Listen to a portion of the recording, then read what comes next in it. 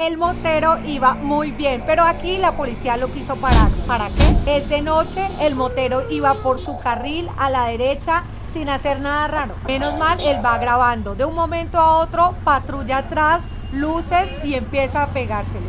Ahoríllese más allá. Y él firme, pregunta lo lógico. ¿Pero por qué? ¿Qué hice mal? Si tú vas bien, ¿por qué te tienen que parar? Pero miren ustedes, no le responden, simplemente siguen diciendo, ahoríllese, bájese de la moto. Aquí es donde todo empieza a ponerse raro. Es lógico, él quiere una razón, algo claro, algo legal, pero ellos callados, simplemente ahoríllese, haga caso. Pues un silencio, presión y miren, simplemente se van.